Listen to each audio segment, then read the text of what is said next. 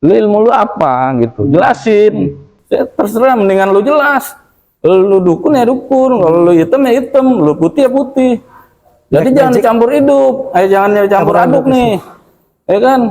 Hitam tapi di backgroundnya Black magic gitu. iya, bernuansa Islam, pakai jubah, pakai udeng-udeng. Dan pasien dia banyak ke saya, Bang. Pindah ya. Iya, pas saya mulai berani nih di rumah, ya kan? Saya nanganin pasien di rumah, saya dianggap nyaingin dia. Dapat beberapa bulan kemudian, dia nyerang saya, Bang. Ya. Bentuknya apa tuh? Jadi posisi tuh waktu itu bapak saya lagi olahraga nih di depan rumah. Lagi jalan-jalan kecil lah istilahnya kan. Bapak saya nggak sengaja ngelihat ada kilet, Bang, dari ujung gang. Apa? Kilet. Silet. Kilet. Kilet. Kilet kayak cahaya kilet gitu, Bang. Ya, ya. Ya, kilat lah istilahnya. Siap, kalau ini kayak petir. Iya, betul. Nah, jalan itu, Bang, di aspal. Ter ter ter ter ter. Meledaknya depan rumah saya. Persis depan rumah saya. Jam 7-nya disiarin meninggal si dukun ini. Cepat banget ya. Iya, jam 7 Doanya terkabul ya, cepet banget. Itu posisinya, Bang, di dalam ruangannya itu. Kan dia datang ke rumahnya, dilihat itu posisi di dalam kamarnya, Bang, udah joprak, Bang, mungkin megang keris. Dan dicek tuh, ya kan, sama keluarga saya udah meninggal, udah nggak ketolong. Pengalaman saya di dunia jin itu, tingkatan paling tinggi itu Ifrit. jenis jin gondorwo sama kuntilanak yang saya alamin nih. Iya. Kenapa saya bilang itu? Dia udah sekelas kayak siluman lah, Bang. Siluman. Dia bisa matiin orang ini. Bisa, karena saya nyaksin sendiri. Ya karena Allah mengizinkan dia. Iya, saya nyaksin sendiri, saya ngelihat langsung. Teman saya tuh dimatiin sama gondorwo. Gitu, Bang.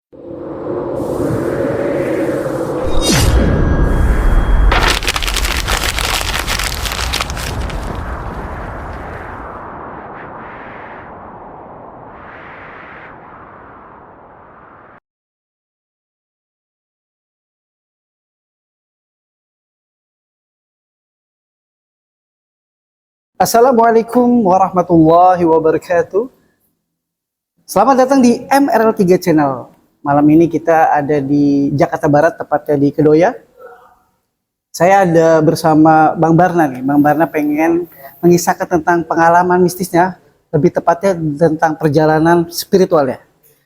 Untuk lebih jelasnya langsung aja kita tanya Bang Barna. Assalamualaikum Bang Barna. Waalaikumsalam warahmatullahi wabarakatuh. Apa kabar Bang Barna? Alhamdulillah sehat. Boleh tahu nggak nih Bang, perjalanan itu lebih tepatnya tahun berapa itu? Perjalanan spiritual itu dari semenjak saya masih di dalam kandungan. Ya, jadi saya mau cerita sedikit nih. Waktu itu saya semenjak emas saya yang mengandung saya nih, di usia kandungan 9 bulan, emas saya itu mengalami mimpi. Mimpi apa tuh? Mimpinya itu didatengin sama sosok hitam berjubah dan mengelus perut emas saya, yang posisi saya masih di dalam kandungan itu. Sosoknya seperti apa? Bentuknya kayak ulama? Baju ulama, ya kan, pakai gamis serba hitam kayak udeng-udeng gitu. Jadi emas saya tuh diusap perutnya. Setelah itu kan saya lahir nih. Saya cerita sedikit nih. Saya lahir itu dalam kondisi yang beda dari saya. Itu kan 7 bersaudara, ya kan, saya anak kelima. Saya yang paling beda dari ketujuh ini. Bedanya kenapa? Saya terlahir tuh sungsang, Bang, ya kan. Nah, semenjak saya tuh lahir, jadi namanya orang dulu, Bang, ya. Orang dulu tuh kan lahir masih pakai dukun. Dukun beranak ya? Iya, dukun beranak nih. Nah, dukun beranaknya ini masih adik dari nyai saya, nenek nih, ya kan. Pas saya lahir, kondisi saya sungsang. Pas udah keluar, digendong tuh.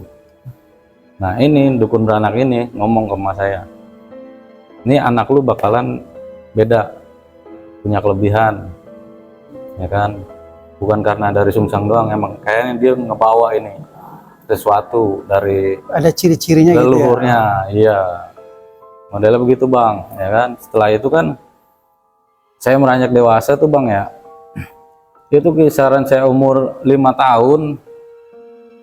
Namanya saya anak kecil, saya enggak bang, mana manusia mana jin, gitu ya kan? Tapi sosoknya astral gitu. Apa nyata Sosok gitu? nyata, kita nggak ngerti ini kalau ini jin saya nggak tahu. Iya, kan ada yang Gitu. bentuknya kayak orbs, kayak cahaya Enggak, doang. Ini ini bentuknya bener. sosok. Kondisi itu waktu itu kan di depan rumah saya di pojokan itu ada pohon kelapa. Saya sering main di situ bang. Dari jam 5 sampai setengah 6 itu. Jelang maghrib lah. Iya.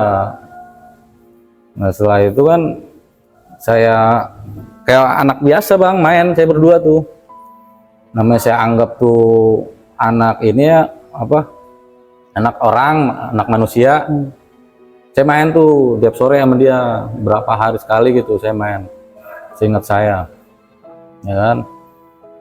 Setelah itu kayak model gini bang. Suatu ketika tuh emak saya manggil saya, nah masuk udah mau maghrib, gitu kan. Saya nyeletuk nih, mak ntar dulu nggak enak nih masih ada temen. Nah di situ emak saya kaget. Yang emak saya lihat itu saya sendirian bang, nggak ada sosok lain. Anda sambil nunjuk ada teman nih, Iya, Mak. saya bilang, ntar mak nggak enak masih ada temen saya, ya kan? Main gundu apa di situ bareng. Cuma sosok dia tuh ini bang, kayak anak kecil, biasa, kayak anak biasa. Cuman dia nggak pernah pakai baju emang, pakai celana doang, celana buntung begini. Sama nggak sama yang di TV-TV tuh kayak misalnya Oh, dia enggak. tuyul gitu. Enggak. Beda. Pokoknya kayak kita anak Normal ya? biasa, iya. Normal. Kayak orang kita nggak. Kedua saya kan masih kecil bang, saya belum ngerti itu manusia atau jin, saya nggak tahu. Nah buru-buru tuh mas saya narik, masuk, udah nggak beres gitu.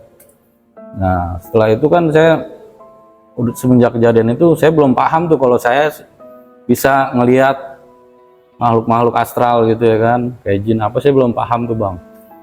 Nah pas ketika saya di usia saya 10 tahun ada kejadian bang.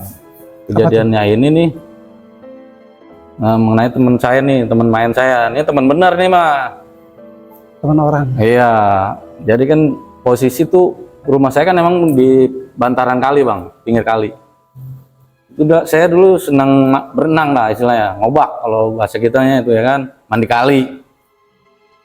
Nah pada suatu hari itu saya ada kejadian mandi kali berdua teman saya ini itu bang. Jadi posisi kita udah berapa kali ini ngeloyor, kalau bahasa kita kan ngeloyor gitu kan, itu harus kita balik lagi. Nah pas udah mendekati setengah 6 itu posisi saya di jembatan udah siap nyebur nih berdua, teman saya sempat ngomong begini, nah gue mau ngeramban tebu noh yang ada di sono, ya kan, posisi 20 meteran lah dari posisi kita berenang nih. Karena di lingkungan saya itu kan ada bang seorang kakek yang seperti jawara lah istilahnya, yang di selain tuh seperti jawara. Itu emang saya akuin pegangannya banyak dan peliharaannya juga banyak dengan jin-jin itu. Iya. Jadi sebelum kejadian itu emang saya kalau berangkat ngaji itu kan saya di seberang kampung. Guru ngaji saya tuh di seberang kampung tuh bang ya. Itu hampir saya lewatin tiap hari tuh pinggir kali situ. Cuma di seberangnya. Posisi yang saya lihat di seberang sini, ya kan? Itu bang tingginya hampir serumah. Posisi duduk, apalagi dia berdiri. Gimana tuh pas Tinggi ngeliat? genteng. Shock nggak ngeliat nggak? Atau Saya udah lihat biasa ya? awalnya cuma mata merah, nyala tuh dari seberang kali saya lihat mata merah. Itu saya udah mulai enggak kalau itu jin. Saya pikir kan gitu, ya kan? Setelah itu kejadian itu. Nah akhirnya kan saya tahu nih, nah teman saya ngomong begitu, dia mau ngeramban, jangan, kata saya gitu, saya halangin nih, jangan lo rambanin tuh tebu, soalnya ada penunggunya, ada jinnya di situ, takut lo kenapa-napa. Jadi sosoknya ini sekarang saya udah mulai ngerti, ternyata tuh gondorwo bang, Iya, Dengan gede tinggi taring hitam, iya gede tinggi hitam, pokoknya gede lah, mata merah, ya kan. Pas itu teman saya ngeyel, nyebur duluan, saya nyusul. Nah 4 teman saya di belakang nih, saya berenang nih bareng-bareng. Nggak taunya tuh dia posisi ngeloyor, dia udah sampai ke pohon tebu itu. Jambet nih bang, bet tebu nih, posisi udah begini nih. Saya ngeliat, emang percis saya di belakang dia. Bet, keluar kaki bang, ukurannya nggak kaki normal. gede, iya. Itu ngelebihin badan dia malah, gini. Ya kan? Itu ngeluar begitu kayak ngegebok, duk. Ngantem, Nendang gitu? iya ngantem dada dia nih, duk gitu. Nah setelah itu, baru dia langsung kayak kepental, mulai lemes tuh bang. Joprak tuh. Ya mulai lemes nih di air nih. Nah kita buru-buru dah tuh rame-rame. Kita seret ke pinggir. Kita gotong nih bang ceritanya. Itu pas digotong belum ada apa-apa. Ya, Maksudnya belum ada apa-apa gimana? belum ada apa-apa tuh jadi dia Nggak ada bekas reaksi? bang. Oh, Gosong. kosong. Ininya gosong nih, penuh nih. Dari dada ke perut penuh gosong. Itu benar-benar nyata itu bang. Nah setelah itu kan saya gotong tuh rame-rame. Ya kan ke rumahnya. Saya pikir nggak apa-apa bang, kita pulang dong ya kan, namanya habis mandi kali kita pulang tuh. Kita pulang nggak tahu jam 7 dikabarin meninggal teman saya itu bang. Iya, nah dari situ dah saya belum ini bang tuh, terus saya melakukan perjalanan itu saya pikir ya saya cuma bisa ngeliat doang ya, saya belum paham nih bang yang saya punya keahlian, punya kemampuan, punya kelebihan tuh saya nggak tahu ya bang ya. Saya emang dari kecil itu emang bisa ngelihat yang namanya makhluk-makhluk astral, makhluk gaib. Saya bukan maksud sombong nih sebelumnya ya. Kita ingin berbagi pengalaman aja bang. Ya kalau itu emang ada, ya kan. Semua itu ada, kehendak Allah ya kan. Jadi saya tuh modelnya kalau bahasa sekarang itu saya disebutnya kayak anak indigo bang, ya kan. Cuma saya nggak setuju kalau pakai istilah itu. Berhubung saya kan basic emang pendidikan agama dari kecil, terus saya pesantren, ya kan. Saya lebih setuju disebutnya dengan istilah-istilah agama, istilah Islam, ya kan, yang telah diajarkan sama guru-guru kita kan pernah tuh, yang namanya irhas, maunah, ya kan, karomah, dan juga mukjizat yang dimiliki para nabi dan rasul, ya kan. Saya lebih setuju itu bang. Taruh dah saya paling rendah di situ posisi saya.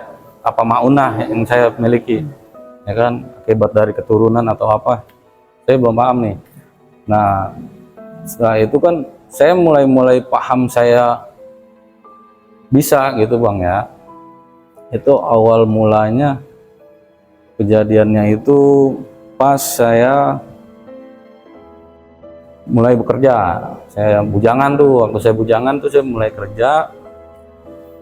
Jadi tuh nggak sengaja nih bang, saya tuh nggak sengaja main ke rumah teman saya di daerah inilah, kita nggak mau sebut ya namanya. Saya mampir di situ, kebetulan nggak lama orang tuanya itu dianterin nih bang pakai taksi. Dalam kondisi sakit, kata orang yang nganternya itu sih katanya kena stroke sebelah, ya kan.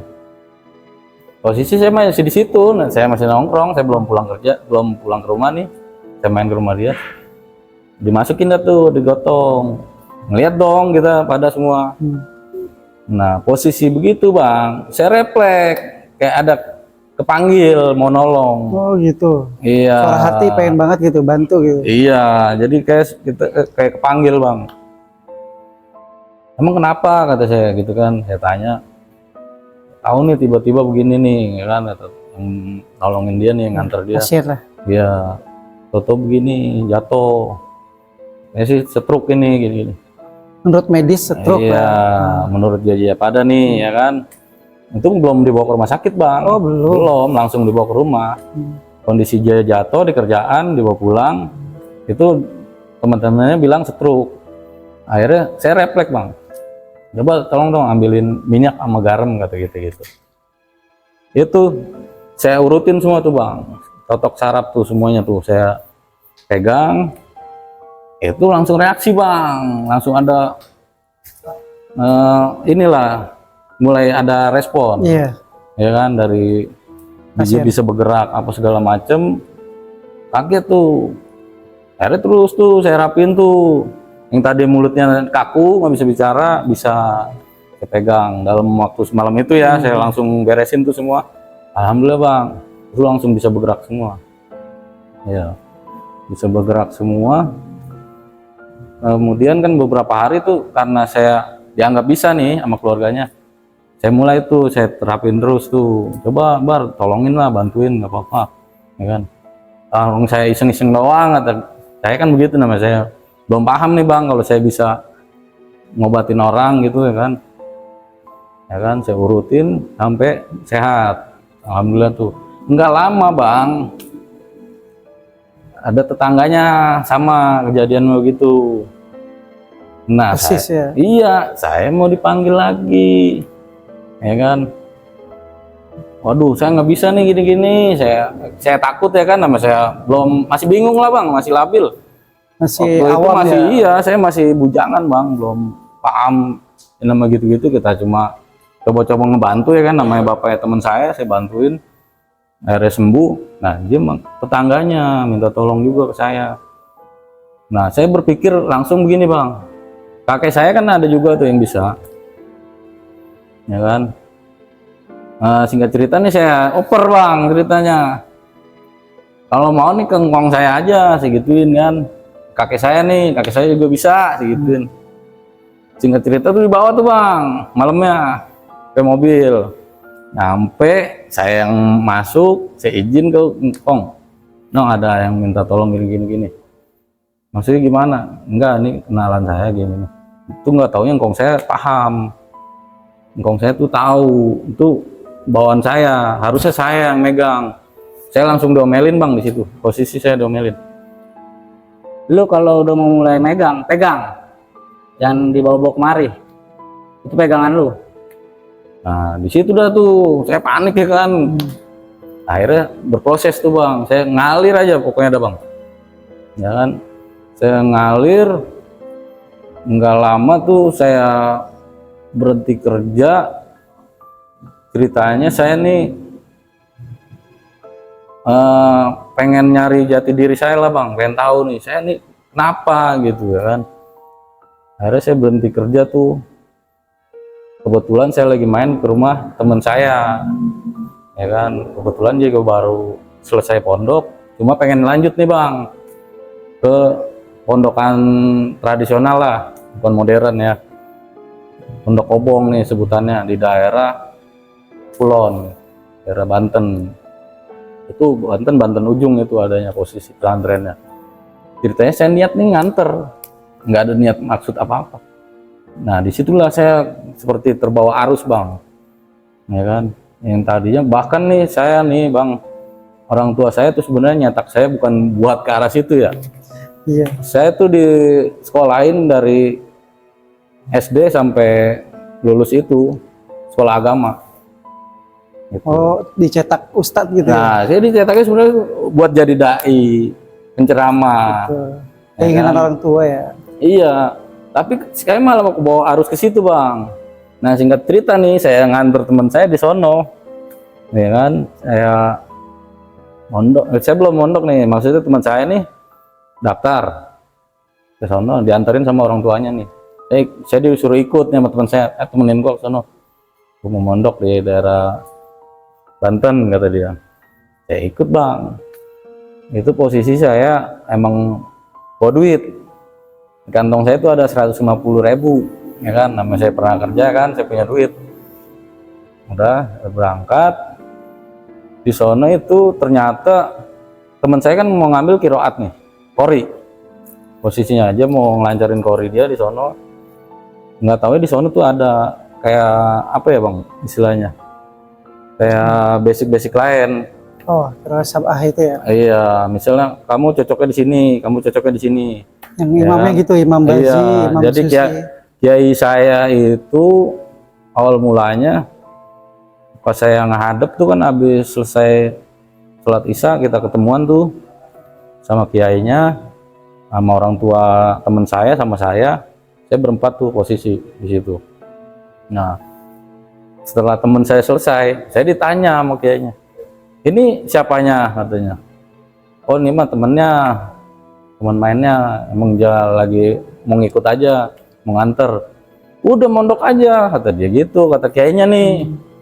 Tahu-tahu begitu bang, nyuruh saya mondok, udah mondok aja sini. Ya, gimana ya kiai ya? Udah jangan banyak mikir kalau yang menuntut ilmu mah, kata dia. Akhirnya saya nekat bang, posisi saya udah pasrah dah lillahi ta'ala ya kan. Nah kan pas itu kiai saya bilang begini, kamu masih ada darah Banten ya, begituin. Saya belum ngerti nih bang, maksudnya apa kok, kan saya lahir di Jakarta, saya belum tahu nih masalah silsilah dari keluarga saya nih, ya kan. Langsung dijas begitu tuh sama kiainya. Saya bingung, nggak taunya kan memang dari nenek kumpi saya bang. Nenek kumpi saya itu emang dari Banten. Ya kalau kakek kumpi saya Betawi, asli Betawi. Nah nanti saya bakalan ceritain tuh tentang kisah itu bang ya. Jadi setelah itu kiai bilang begitu, ya saya langsung ya udah terserah kiai aja, saya cocoknya di mana. Oh kamu pantasnya di Al-Hikmah, begitu bang. Di awalnya ya. Iya awal mulanya tuh, udah kamu cocoknya di Al-Hikmah nih. Udah kamu mulai aja besok ya. Sekarang masuk aja ke Kobong. Udah dah tuh bang, akhirnya berproses nih saya di situ di pondok pesantren itu. Saya belajar segala macem, ya kan, diajarin tentang Al-Hikmah. Dan Al-Hikmah itu juga bang hati-hati, ada dua versi. Ya Al-Hikmah yang benar itu ya yang diajarin di pondok pesantren. Kalau di luar pondok pesantren itu seperti apa ya bang? Kalau saya perhatiin ya dari praktisi lain tuh kayak narik-narik benda lah segala macem ya kan, diajarinnya yang begitu-begitu. Kalau di pesantren enggak, kita real sholat sunnah, puasa, zikir, wirid, udah itu doang yang diajarin. Nggak ada yang namanya macem-macem gitu, narik-narik benda lah segala macem. Kalau dibolehin saya mendingan narik emas, ngapain narik pusaka?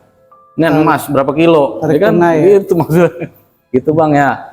Nah, setelah itu saya itu kayak ke bawah arus bang, saya nggak paham gitu yang namanya Al-Hikmah itu apa. Saya ikutin aja. Kan ada yang bimbing ya? Iya, awal mulai kan saya nggak tahu itu Al-Hikmah itu apa, saya nggak ngerti, ya kan?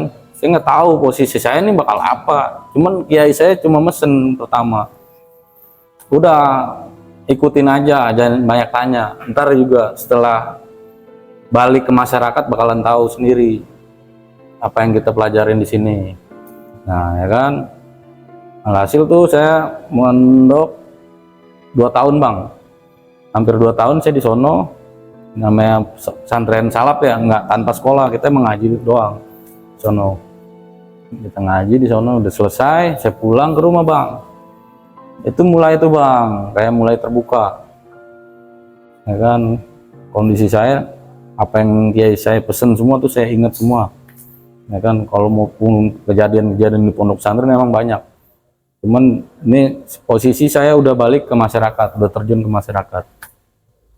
Yaitu dari situ pas yang tadi saya bilang saya mulai megang-megang itu, nggak taunya nih ada beberapa kejadian-kejadian yang mulai saya tanganin bang, ya kan, dari orang yang kesurupan atau apa, santet ya. santet. Nah saya tuh mulai megang santet dulu itu emang udah sekitar usia saya tuh udah masuk 23 tahunan tuh, Masih muda itu ya? Iya, saya udah mulai megang tuh bang, alhamdulillah bang, karena kita niatnya lillahi ta'ala ya kan, tanpa minta patokan harga apa segala macem, enggak, kita nggak ada yang ke situ-situ. Pokoknya saya ikhlas, saya bantu, ya kan, nggak ada istilahnya neko-neko lah. Saya pun media pengobatan saya itu cuman media air bang, air doa. Jadi nggak ada kembang-kembangan nih. Nggak ada, yang semua diajarin nama Rasul tuh saya terapin di situ. Jadi nggak ada Nggak ada, keris-kerisan. nggak, kita nggak ada bang, kita murni semua. Pokoknya kita nih posisi nih pengobatan jalur kanan bang. Iya. Cuma saya kan mirisnya sekarang gini bang, di dunia pengobatan yang saya perhatiin sekarang ini kan gitu bang, malah disebutnya kayak remeng-remeng, ya kan?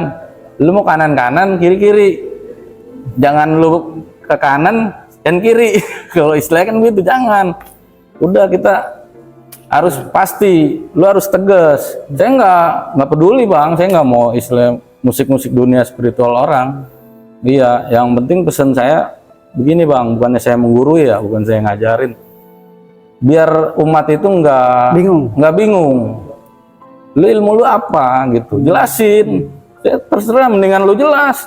Lu dukun ya dukun, kalau lu hitam ya hitam, lu putih ya putih. Jadi Black jangan magic. dicampur hidup, jangan dicampur aduk nih, ya kan? Hitam tapi di backgroundnya Black magic gitu. iya, bernuansa Islam, pakai jubah, pakai udeng-udeng. Banyak tuh bang. Banyak yang ngecoh umat. Iya, itu malah kasihan. Jadi umat kejeblos ke situ juga, harusnya dia niatnya mau berobat, malah lari ke sirikan, ya kan? Yang minta inilah, ya minta itulah, pesugihan lah, apa segala macem. Tapi Iya, dengan pas media-media pengalaman jelas. yang ini ya bang udah mulai bisa paham apa itu al-hikmah tadi ya. Terus sudah menguasai sedikit yang dari guru. Iya. Ini langkah apa nih yang pertama kali yang Anda praktekin? Ya saya sih ngalir aja bang. Kebanyakan sih ya begitu. Paling orang nih ya sakit apa nih, medis maupun non medis, dia minta air ke saya, insya Allah saya bantu, saya buatin tuh airnya gitu. Jadi sistemnya mau ruqyah, mau media air itu sama bang, prinsipnya itu sama. Itu air doa, Quran yang kita baca tuh Quran, bukan macem-macem, bukan jampe segala macam. Jadi harus berserta tajwid ya. Iya, Harus bener-bener artil, Quran itu kita bacain di situ. Nggak boleh sembarangan baca. Ayat-ayat pengobatan kan banyak, ya kan? Pokoknya setelah itu saya berjalan mengalir ya kan, sampai saya berumah tangga, mulai dah tuh bang. Yang aneh-aneh. Iya, dan di situ saya mulai bertanya-tanya ke orang tua saya nih, khususnya ke emak saya. Mak, kok begini ya mak? Padahal kan saya kan nggak mau mak begini, ya kan? Anda nggak mau nolak? Iya, bukannya nolak, maksudnya saya bingung. Kok saya kebawa arus kemari gitu. Baru disitulah mas saya ngungkapin. Jadi lu sebenarnya mah nurunin dari Kumpi, Engkong sampai kemari, gitu. Dan saya tuh mendapatkan kepastian saya tuh nuruninnya itu.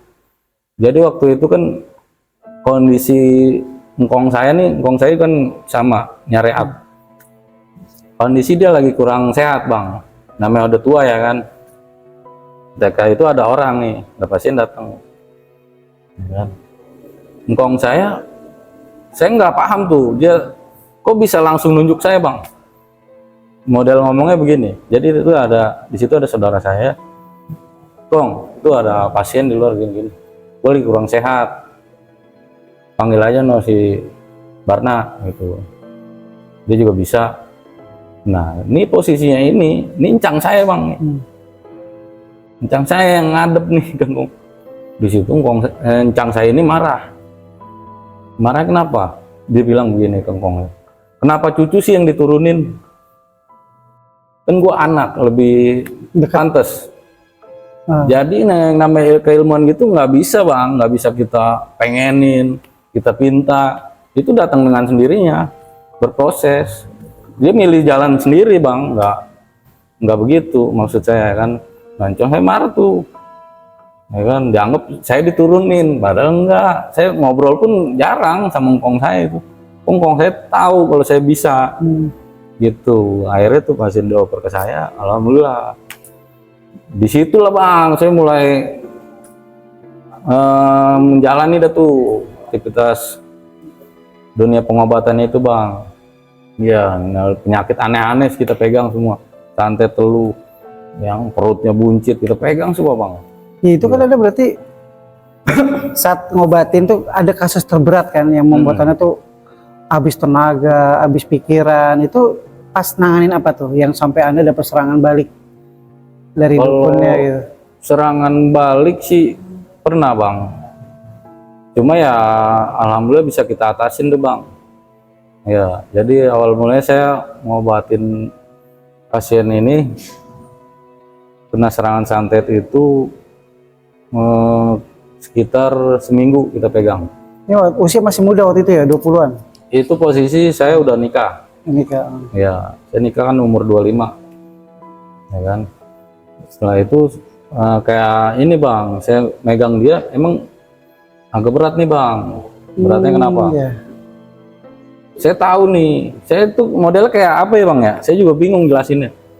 Saya sering dapet sir, bisikan batin nih, ya kan? Saya tahu ini santet mana, saya tahu. Jadi yang saya tanganin ini kena santet Sumatera, gitu bang, dari Sumatera nih asalnya. Saya pegang, terus sampai ada sosok jin tuh datang, nemuin saya. Ya kan, saya kan emang kalau tidur kan nggak pernah tuh, sore-sore saya nggak pernah tidur sore ya kan. Ketika saya selesai wirid ya kan, saya sholat malam, terus saya didatengin, ngomong langsung, kata dia, lu nggak usah ikut campur. Bahasa kita nih, ya kalau lu masih mau ikut campur, lu gua habisin juga, gitu bang. Akhirnya tuh setelah itu bang, ya kan, saya ngalamin hal gitu. Saya orangnya masih bodoh ya bang ya, kita kan lillahi ta'ala, pegangan saya cuma Allah bang. Mau lu sesakti apa kayak jin, saya nggak takut. Ya kan, saya nggak bakalan mundur. Bener-bener. Ya, iya, pokoknya kekuatan Allah tuh sama dia ya nggak ada apa-apanya. Lu mah makhluk istilahnya, lu yang nyiptain nih, pegangan gue yang nyiptain lu istilahnya kan gitu. Bukannya saya sombong nih ya kan. Akhirnya kejadian bang, bener nyerang saya. Apa tuh bentuknya? Kaki saya dibikin Lumpuh? setengah lumpuh waktu itu. Setengah mati gitu ya? Iya. Jadi jalan saya itu kayak orang kaku, pincang-pincang. Dan ada bekasnya bang. Ntar saya kasih unjuk nih, dokumentasinya sebelah kiri. Ya, nanti saya kasih lihat bekasnya itu. Tapi saya tetap, namanya saya tapi yakin sama Allah, yakin sama Allah ya kan. Ya mungkin ini ujiannya ya kan, yang bikin kita kendor. Enggak, tetap kita lillahi ta'ala, namanya kita niat nolong ya kan. Saya obatin sendiri bang, terus itu saya nyampe istri saya sempat bilang gini, udah ya jangan ini lagi lah. Oh enggak bisa, tetap terlanjur.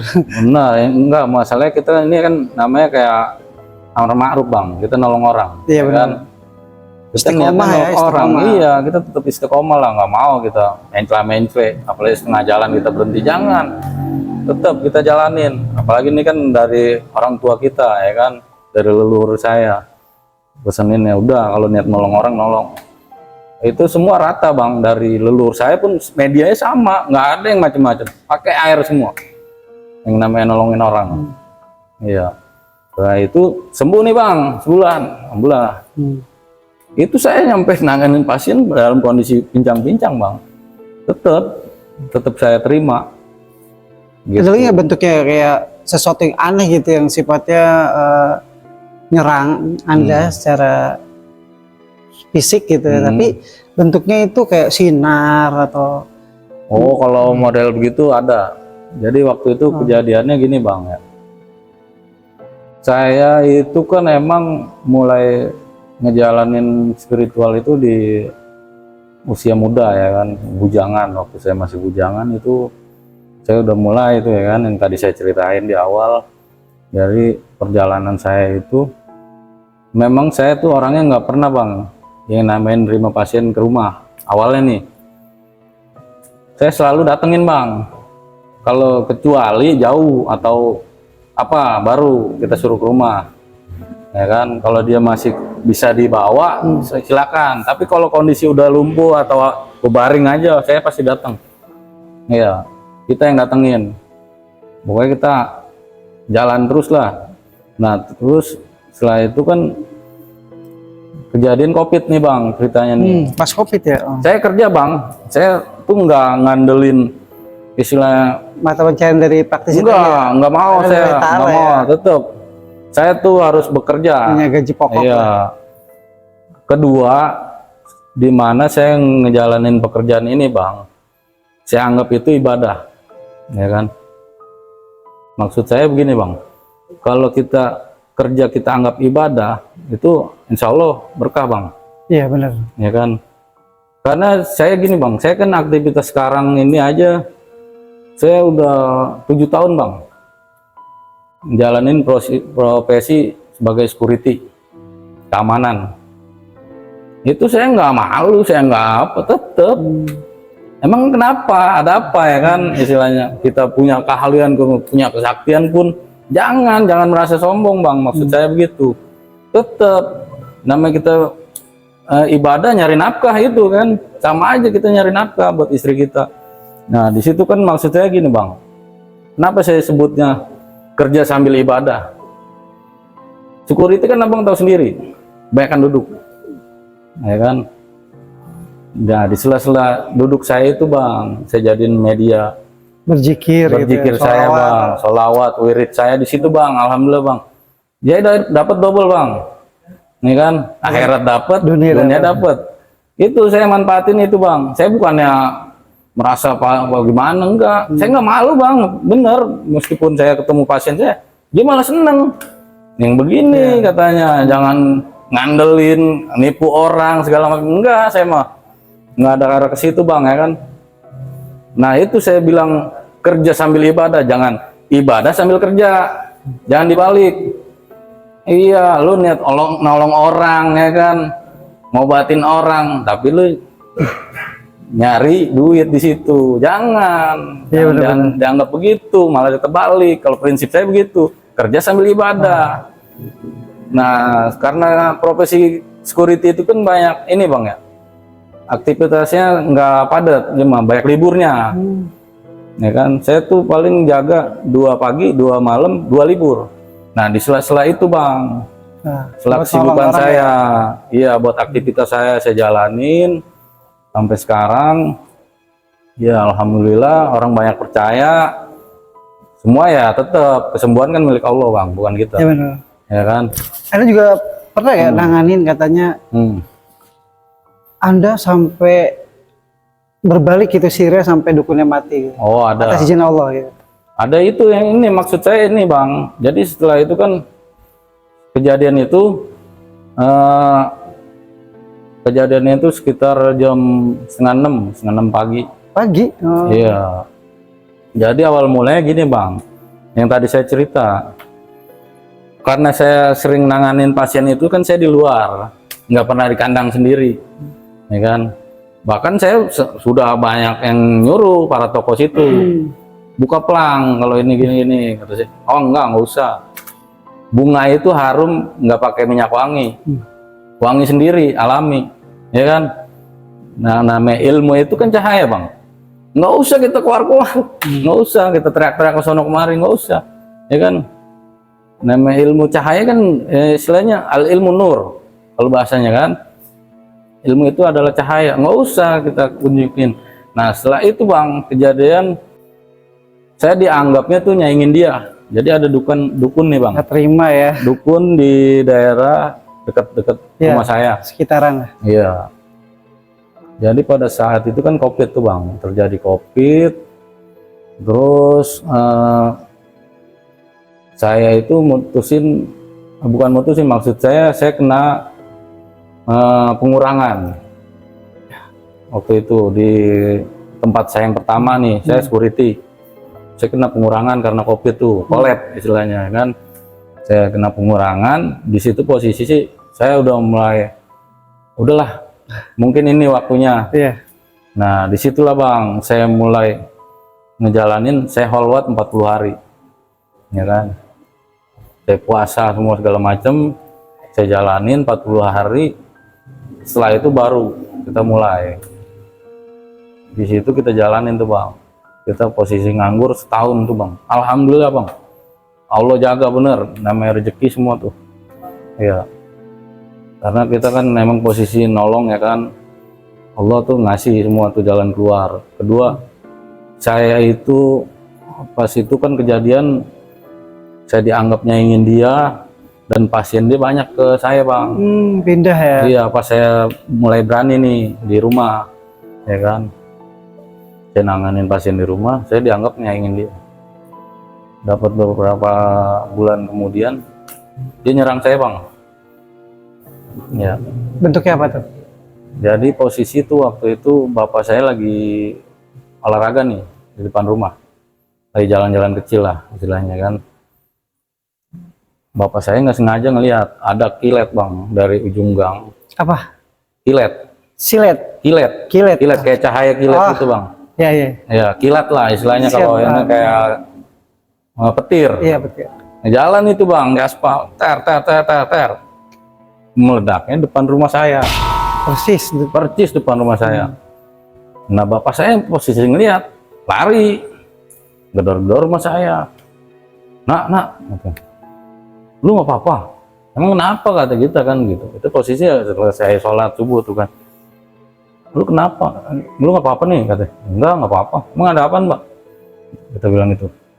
Nah bapak saya nih langsung, gua ngeliat air kilat tadi jalan dari ujung sono kemari, meledak di sini pas depan rumah lu. Takut lu kenapa-napa, itu takutnya santet atau apalah semacamnya kan. Nah setelah itu kan saya pikir, saya langsung jawab, udah pak biarin, kalau emang orang niat jahat sama kita, mudah-mudahan ya Allah melindungi kita terus berbalik lah. Itu bang nggak tahu jam 7-nya disiarin meninggal si dukun ini. Cepat banget ya. Iya, jam 7 doanya terkabul ya, cepet banget. Itu posisinya bang di dalam ruangannya itu kan, posisinya emak saya itu kan emang di situ toko juga ya, guru ngaji juga ya kan. Bapak saya juga tuh dipanggil, istilahnya sesepuh lah di situ, dianggap sesepuh, tolong dong ya kan bu, ini liatin anak saya gini, ini bapaknya yang marah nih. Nah, kan dia datang ke rumahnya, dilihat itu posisi di dalam kamar ya bang, udah joprak bang, mungkin megang keris, dan dicek tuh ya kan sama keluarga saya udah meninggal, udah nggak ketolong. Ya itu loh bang hikmahnya, kalau kita berada di jalan Allah, Allah pasti bantu kita, jangan khawatir. Gak ada keraguan ya. Ya iya, yang penting kita yakin. Iya, sangat sepenuhnya ke dia, jangan separuh-separuh ya kan. Pasti Allah bantu kita lah, Allah bakalan nolong kita. Bang, saya mau nanya nih, kan Anda kalau ngobatin tuh cara nggak sengaja tuh dikasih penglihatan bisa ngeliat makhluknya ya. Sepanjang Anda ngobatin tuh, makhluk apa nih yang paling menyeramkan? Adakah yang bertandu seperti kayak makhluk-makhluk pesugihan gitu? Paling serem dah. Mengenai penanganan sih ada yang kita lihat secara johir, ada yang secara batin bang. Gambaran jadi di dalam batin. Enggak semua yang itu nampak. Jin tuh ada, cuma nggak semua nampak. Cuman kadang saya diliatin di batin saya, dalam batin saya ngelihat wujudnya seperti ini gitu. Sampai ada saya pernah ngelihat sosok di pasien saya itu jin. Iya, bentuknya yang menyeramkan gitu. Ya, jin. Jadi dia ini bentuk kedua. Iya, posisi itu hitam, gede, tinggi. Kulitnya hitam bang, nggak berbulu, kulit hitam, legem. Ya. Iya, itu tinggi, kisaran 2 meter lebih itu tingginya. Ya kan? Nggak seperti yang di kebun tebu ya? Bukan, ini beda. lebih kecil lagi. Beda, itu mah gondoruo jenisnya. Oh ini lain lagi ya? Nah, setelah itu kan, nah saya sampai dapat julukan panggil Aki ini. Ada pengalaman lucu waktu saya bujangan dulu. Iya. Jadi panggil Aki itu, saya dulu kerjaannya nguber-nguber kuntilanak bang. Iya, namanya masih bujangan ya kan, kita sering begadang sama temen-temen saya. Itu kuntilanak saya uber-uber bang, beneran nampak itu. Iya. Nah di situ dah, setelah itu kan kita berproses terus sampai kita nanganin pasien segitu banyaknya. Nah saya mau cerita yang itu bang, kenapa saya bisa ini. karena ya silsilah bang, ilmu keturunan. Selain ilmu keturunan kan kita kan alhamdulillahnya sini saya di sekolahin agama. Jadi saya tuh nggak nyimpang bang, Terarah lah. terarah. Jadi saya di garis lurus nih. Saya nggak mau yang namanya syirik apa, nggak mau, saya paling anti. Kalau pusaka datang bang, orang nitipin tuh banyak di rumah. Iya. Cuma nggak ada yang saya urusin. Ya taruh-taruh aja udah. Apaan ini? Saya nggak mau diperbudak tuh sama yang namanya barang-barang begitu bang. Iya. Kedua ya kan saya modal yakin bang, ya kan, biarpun saya ikhlas lillahi ta'ala, kita yakin Allah cukupin bang semua bang. Kebutuhan. Iya, kebutuhan kita. Soalnya apa? Saya nih ngobatin orang itu selain ngobatin sekaligus dakwah bang. Berapa pasien saya tuh saya bantu buat balik lagi ingat ke Allah. Iya, contohnya saya pernah tuh nanganin ini preman bang, megang suatu wilayah nih, ya kan. Pokoknya tuh parkiran apa semua tukang dagang dia yang megang, ya kan. Jadi suatu ketika dia kena nih bang, kena serangan gaib. Mungkin ada yang pesaingnya lah, ya kan, ada yang jahilin dia, rival-rival ya kan. Setelah itu kan dia tuh dia dapat info saya nih bang, dapat info berobat ke saya. Gitu sih, itu saya dakwahin bang. Itu alhamdulillah bang ya, sekarang malah ibadahnya bagus segala ada perubahan signifikan ya. Iya, alhamdulillah bang. Drastis. Kita pokoknya Tujuannya itu tugas kita kan yang utama itu sebagai muslim itu bang. Iya, atau seberhak gitu. iya, walaupun kita nggak paham agama banyak nih, sedikit pun boleh, ya kan, balik gua nih walau ayat, sampaikanlah walaupun satu ayat. Jadi nggak harus jadi ulama dulu nggak harus namanya dakwah itu. Saya tuh malah begini bang, pengobatan ini saya jadiin media dakwah saya. Yang tadinya tuh orang lupa, kan saya tanya pasiennya, sehatnya ibadah nggak, saya gituin. Enggak bang, gini-gini. Ya udah, ntar kalau udah sehat bawa sholat, bawa ibadah ya. Bukan kita ini nih maksud saya biar ngejaga situ juga, ya kan. Namanya sholat itu kan mencegah dari perbuatan keji dan munkar, ya kan. Ya kan, inna sholata tanha 'anil fahsya'i wal munkar. Itu bukan hanya sebatas tuh kita nggak ngerjain perbuatan munkar bang. Saya bukannya nafsirin ya, maksud saya yang saya alamin begitu. Sholat juga bisa menjaga kita bang dari yang namanya orang niat jahat nih ke kita, ya kan, kita mau disantet karena kita sholat, itu ada benteng bang. Itu yang saya alamin begitu.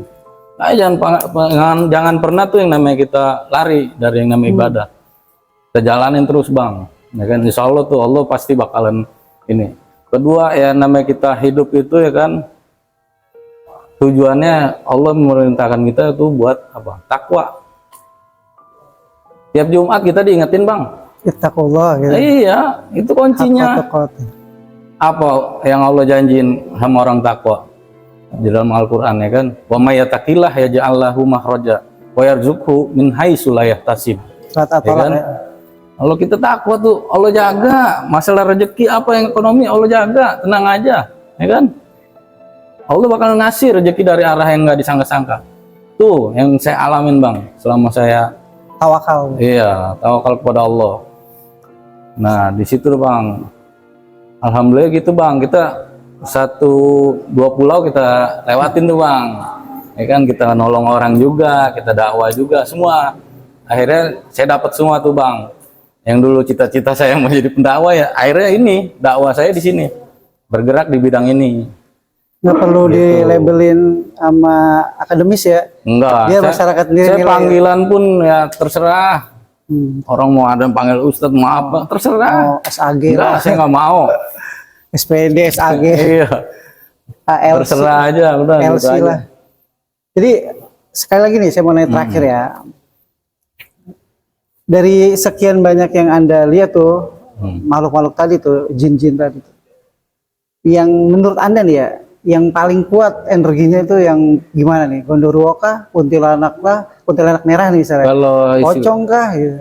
Kalau istilah itu bang, menurut Anda nih, pengetahuan saya ya, pengalaman saya, di dunia jin itu tingkatan paling tinggi itu Ifrit. jenis jin gondoruo sama kuntilanak yang saya alamin nih. Iya. Oh, Kenapa saya bilang itu? Dia udah sekelas kayak siluman lah bang. siluman. Dia bisa matiin orang ini. Bisa, karena saya nyaksin sendiri. Ya karena Iya. Allah mengizinkan dia. Iya, saya nyaksin sendiri, saya ngelihat langsung. Teman saya tuh dimatiin sama gondoruo. Saya mau nanya nih, Iya. sempat terbesit juga nih. Lihat tadi Anda ngomong leluhur itu tolong jelasin nih. Hmm. Leluhur yang Anda maksud itu kemana nih? Apakah dia ada satu garis ke para wali-wali atau gimana gitu? Jadi awal mulanya saya juga dapat cerita dari orang-orang tua. Bukan saya yang tahu bang, saya nggak ngalamin ya kan. Jadi nenek saya ini nenek uyut saya nih, orang tuanya nenek saya itu keturunan dari Banten. Ceritanya nih bang. Nah kumpi laki saya nih, engkong saya nih, itu dulu dia zaman perang, zaman Belanda tuh melawan VOC, ngebantu perang di Banten ceritanya, ya kan. Sehingga setelah kejadian dia ngikut perang di sana, ini kakek kumpi saya dulu emang jawara bang, termasuk pejuang lah istilahnya, ya kan. Yang saya nggak perlu alam ya, saya nggak tahu nih namanya cerita orang tua, katanya sih termasuk sakti juga lah, punya kekuatan apalah segala macam, saya nggak tahu. Nah setelah pulang perang itu kan akhirnya kemarin nih bang, terakhir kan pada kumpul nih di Muarangke, sejarahnya tuh ya kan, perang Muarangke tuh yang ke Panglima Jayakarta, ada kaitannya ke situ bang. Nggak tahu, bang saya pulang karena berhubung dekat kan dari Muarangke ke Doya ini, nenek saya itu nggak taunya nih engkong saya nih udah dapat istri di Banten itu. Nah kalau sejarahnya gimana nanti dah saya bakal ceritain tuh. Oh, bersambung nih. Iya, jadi bakalan panjang nih bang kalau kita bahas semua nih, ya kan. Oke. Karena kedua banyak keanehan nih bang, di keluarga saya tuh sering didatengin sama orang-orang yang modelnya kayak memiliki keilmuan tinggi lah. Ya dulu nih di Kedoya nih bang, ada sejarahnya itu seorang wali, kalau disebutnya nih seorang wali nih. Itu pun dia ketahuan kewaliannya itu setelah meninggal. Bang Barna nih pernah nggak masalah gini? Karena banyak orang yang bilang, oh Bang Barna jangan-jangan pakai kodam nih. Terus Bang Barna dicek dengan ruqyah sama orang-orang. Pernah nggak Anda di ruqyah sama orang? Pernah, saya pernah ngalamin. Jadi waktu itu ada keluarga saya manggil peruqyah nih bang, ya kan. Karena saya penasaran, saya coba. Katanya kan kalau badan ada jinnya bereaksi bang. Entah itu muntah, entah itu apa. Itu ada bang, sejam itu kita dibacain apa aja. Tenang. Karena ya basic saya kan emang agama, nggak macam-macam. Manggil-manggil, amalan apa-apa. Nggak ada, nggak pakai gitu-gituan. Iya. Iya. Ternyata ibadah. Iya, sekaligus bonus dari Allah nolong, ya. Iya. Karena ada niat baik. Niat nolong orang. Pasti bang ya udah mau berbagi cerita di ML3. Sekali cerita lagi nih bang. Siap ya. Demikianlah kisah yang dialami Bang Barna. Jadi Bang Barna ini beribadah tuh, dia nggak minta sesuatu gitu. Dia cukup beribadah untuk mendekatkan diri pada Allah. Kalau dia dapat sesuatu dari Allah, dia nggak minta. Dan benar-benar dia udah diruqyah katanya. Dan efeknya nggak kenapa-napa alhamdulillah. Dan dia juga nggak dipublikasikan kelebihannya, dia nggak cerita-cerita kalau udah bisa ini A, B, C, D. Dan dia murni emang menolong orang. Jadi lagi-lagi jangan pernah ibadah minta-minta gitu. Jalan di atas air, terbang itu remeh-temeh lah. Mintalah kemuliaan, derajat supaya kita bisa bertemu dengan Rasulullah SAW di surga Firdaus. Sekian dari kami ya. Saya Bang Barna mengucapkan selamat malam dan sampai jumpa. Wassalamualaikum warahmatullahi wabarakatuh. Waalaikumsalam warahmatullahi wabarakatuh.